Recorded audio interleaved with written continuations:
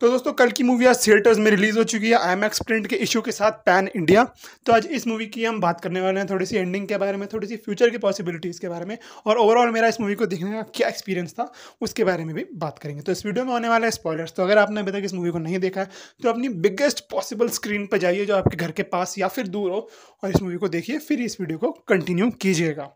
तो अगर हम बात करें पिक्चर के क्लाइमैक्स की, तो भाई हमें बैटल ऑफ शंबाला देखने को मिलता है, जहाँ पे शंबाला के लोग वर्सेस कॉम्प्लेक्स के लोगों का एक बैटल हो रहा होता है, और वहीं साइड पे अश्वत्थामा वर्सेस हमारे भैरवा का बैटल हो रहा होता है। तो हम देखते हैं काफ़ी ज़्यादा बैटल हो रहा है, दोनों ही पड़ले जो है काफ़ी भारी है। कभी अश्वत्थामा जीतता है, कभी कभी भैरवा जीतता है, कभी शंबाला के लोग जीत रहे होते हैं, या तो कभी कॉम्प्लेक्स के लोग जीत रहे होते हैं। तो एंड में सिचुएशन ऐसी बनती है कि जो है भैरवा को जो है एट द एंड अश्वत्थामा जो है दूर फेंक देता है, वो सीढ़ियों के पास जाके गिर जाता है। लेकिन अश्वत्थामा को कॉम्प्लेक्स के लोग जो हैं कैद कर लेते हैं, और वो सुमति को लेके जाने वाले होते हैं। लेकिन जैसे ही वो सुमति को लेके जाते हैं, वो जो अश्वत्थामा की लाठी होती है वो बेहोश होए पड़े भैरवा के हाथ में लगती है, और जैसी हाथ में लगती है वो लाइट अप हो जाती है। वहाँ से एक पत्ता आके भैरवा के हाथ पे गिरता है, जो इस सिंबलिज्म है कि भैरवा में शक्ति आ गई है, और भैरवा एकदम से उठता है और भाई एक गॉडली लेवल की पावर्स पे पहुंच जाता है। वो जो है कॉम्प्लेक्स के लोगों को जो मारना शुरू करता है, इतनी एपिक लेवल वो सीक्वेंस डिज़ाइन करी गई है, बहुत ही एपिक लेवल का सीन है वो, जहाँ पे हमें अश्वत्थामा को फ्लैशबैक्स देखने को मिलते हैं कि भाई जिस मित्र की वो बात कर रहा था पहले बच्चे से, वो शायद इन्हीं का रूप है। तो हमें एट द एंड पता चलता है कि जो हमारा भैरवा है वो कोई मामूली बाउंटी हंटर नहीं है, और वो है हमारा सूर्यपुत्र कर्ण। हमें महाभारत का फ्लैशबैक देखने को मिलता है, जिसमें हमें फेमस महाभारत का वो कोट देखने को मिलता है कि जब कृष्ण जी अर्जुन से कहते हैं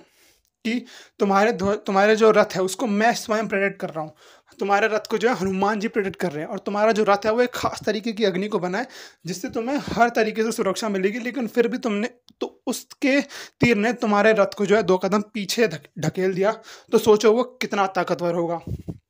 तो हमें फिर सीक्वेंस देखने को मिलता है जहाँ पे हमें प्रभास एज कर्ण देखने को मिलते हैं, और वो अश्वत्थामा को जो है महाभारत के युद्ध में बचाने आते हैं। तो हमें ये सिंबलिज्म देखने को मिलता है कि भाई एट द एंड सुमति को सूर्यपुत्र कर्ण बचा लेता है, और वो जो है जो मानस होता है, जो यास्कन का चेला होता है, उसको जो है जाके भैरवा यानी कि कर्ण मार देता है और सुमति को वापस ले आता है। लेकिन जैसे ही धरती पे वापस आता है वो अपने असली रूप में वापस आता है, और वो कर्ण वाला जो है रूप छोड़ देता है, और उसे लगता है कि भाई सुमति मेरे हाथ में आ गई, अश्वत्थामा जो है वो कैप्चर्ड है, और अब हमें बुझी इसको लेके यहाँ से भागना चाहिए और कॉम्प्लेक्स के हवाले कर देना चाहिए। तो वो कॉम्प्लेक्स के हवाले करने और 1 मिलियन यूनिट्स कमाने जो है वहाँ से बुज्जी को लेके भाग जाता है। अश्वत्थामा उसे रोकने की कोशिश करते हैं, मगर वो नहीं रुक पाता, और वहीं हमें रेवलेशन देखने को मिलता है कि ये सूर्यपुत्र कर्ण है। यहीं पे जो है कर्ण एक तीर छोड़ता है फ्लैशबैक में, और ये पिक्चर का जो है अ फिल्म बाय नागेश्वर लिखा आता है। लेकिन एक पोस्ट क्रेडिट सीन या फिर मिड क्रेडिट सीन कह लो वो भी आता है, जहाँ पे हमें देखने को मिलता है कि जो हमारे सुप्रीम यास्किन है उसको जो है वो जो सीरम है जो दीपिका की बॉडी में था, उसका एक छोटा सा कतरा मिलता है, और वो जैसे ही कतरा अपनी बॉडी में लगाता है भाई वो बहुत ज़्यादा पावरफुल हो जाता है। उसके जितने पतले हाथ हैं वो सारे बॉडी के बन जाते हैं, उसकी स्किन टाइट हो जाती है, और भाई एकदम ताकत सी आ जाती है उसमें। तो सोचो अगर एक ड्रॉप से इतनी सी ताकत आ गई, तो अगर उसे वो पूरा सीरम मिल गया तो उसमें कितनी ताकत आ जाएगी, और वो भाई पूरी दुनिया को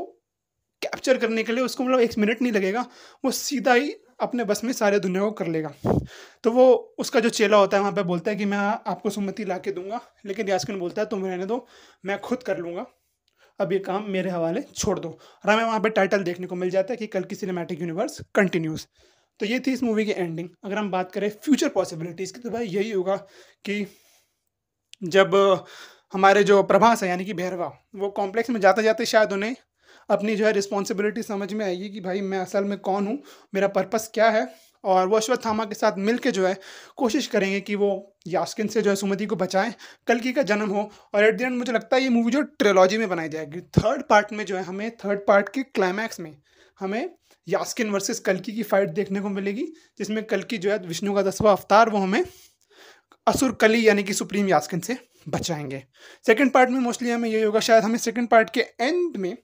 जो है कल हो सकता है कल्कि का बर्थ देखने को मिले, और हो सकता है कि अश्वत्थामा और कर्ण मिलकर थर्ड पार्ट में जो है कल्कि को मेंटोर करें, उसकी सेवा करें, और उसको मेंटोर करें, उसकी सेवा करें, उसको लड़ना सिखाएं, उसको ट्रेन करें, ताकि वो जो है सुप्रीम यास्किन यानी कि कली से जो है लड़ाई कर सके और इस दुनिया में अच्छाई कायम कर सके। ये मुझे फ्यूचर पॉसिबिलिटीज़ लगती है। बाकी इस मूवी को बनने में इतना टाइम लगा है, तो फ्यूचर मूवी का स्केल और बड़ा होने वाला है, तो उसको बनने में और टाइम लगेगा। तो लगभग 2.5 से 3 साल आप मत सोच के चलेगा कि इसका सेकंड पार्ट आएगा, और इसका बजट जो है वो भी बड़ा हुआ होगा, क्योंकि अगर ये पिक्चर हिट होती है तो इसका स्केल बढ़ाया जाएगा, इसका बजट भी बढ़ाया जाएगा और इस वजह से इसको जो है बनने में और टाइम लगेगा, लगभग 2.5 से 3 साल मेकिंग शुरू होने के बाद। अब मेकिंग कब शुरू होती है ये भी एक बड़ा बात है, क्योंकि अभी प्रभास को जो है स्पिरिट शूट करनी है, उसके बाद प्रभास को सलार 2 भी शूट करनी है। तो प्रभास के पास अभी बहुत ही लंबी लंबी पिक्चरें शूट करने को हैं लाइन में, और अमिताभ बच्चन और दीपिका पादुकोण के पास भी अपने अलग अलग काम हैं, इंक्लूडिंग कमल हसन। तो भाई इस पिक्चर को जो है काफ़ी अच्छा रिस्पॉन्स मिल रहा है ऑडियंस से भी। लेकिन इस पिक्चर की जो IMAX प्रिंट में मेरा इशू आया था भाई, वो आप बताना कि आपके प्रिंट में भी आया था क्या, क्योंकि मेरा सुबह सुबह का IMAX का शो इन्होंने मेरे थिएटर पहुँच कर कैंसिल कर दिया और हमें रिफंड इनिशिएट कर दिया और बोल दिया कि आप नॉर्मल शो देख सकते हैं 2D में। बाकी मैंने तो IMAX शो देख लिया जैसे तैसे किसी दूसरे थिएटर में जाके। आपके साथ भी इशू हुआ तो आप मुझे कमेंट्स में ज़रूर बताना। वीडियो को लाइक और शेयर कर देना, कमेंट कर देना, सब्सक्राइब कर देना। मैं मिलूँगा किसी और वीडियो में किसी और टॉपिक के साथ। तब तक के लिए थैंक्स फॉर वॉचिंग।